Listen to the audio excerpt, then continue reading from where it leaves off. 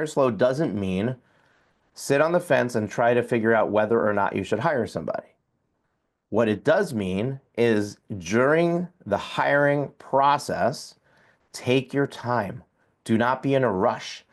If you hire out of urgency, because if we rush through the process, if we're urgently trying to find somebody, we're going to play mind games with ourselves and we're going to put somebody into that seat that is not the right person for that job. Fire fast is also really important. Now, I'm not going to spend any time on firing, but I'm just going to take 60 seconds right now to talk about it. And it's very simple.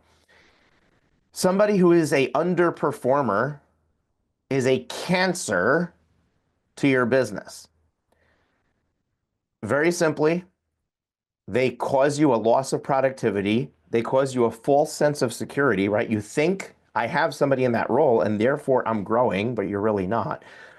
They also affect the people around them. So people who could be rock star employees and who could be A players get demoted to B players because they're around a C player. It's infectious. And I call it a cancer because what do you want to do? If you were diagnosed with cancer, how quickly would you want the doctors to start chemo or get you in surgery and get that thing out of your body? You can answer in chat if you want, but I know everybody's going to have the same answer, right? Immediately. Can we schedule it today? I don't want this thing growing or spreading. That's how we have to treat a bad employee. Now, why do we take longer to fire somebody than we should? Very simply, because we think we're going to fix them. We think it's something that could be fixed. It could be we can effectuate positive change in their life. We can inspire them to do better. I'm okay with that. I'm cool with that. On one condition, that you give it a very specific, small, finite set of time, and you are very clear with them that that's what you're doing. So in other words, I'm going to have a conversation with employee A. I'm going to say, listen, you're not pulling your weight. Here's what I need you to do. Here's what you are doing. There's a big gap between that.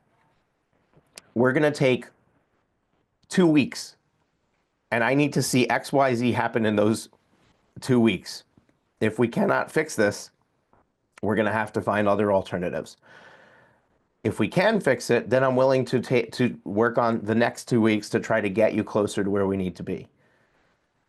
And give it very small time increments and very purposeful action steps and very purposeful measurable steps to be able to see, can this person actually do the thing that I need them to do?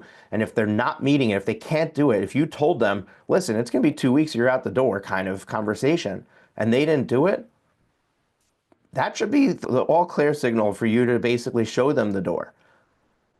And we also get stuck on the personal side, right? Like either I've developed a relationship with them, or I'm such a warm person. I love people so much that I can't put somebody out on the street.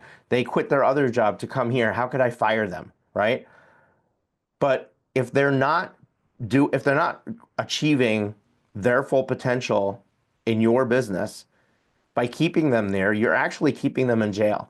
You're actually keeping them stuck when they should be freed to go find the thing that's going to allow them to rise to their full potential. So you're helping them by letting them go. You're helping them by firing them.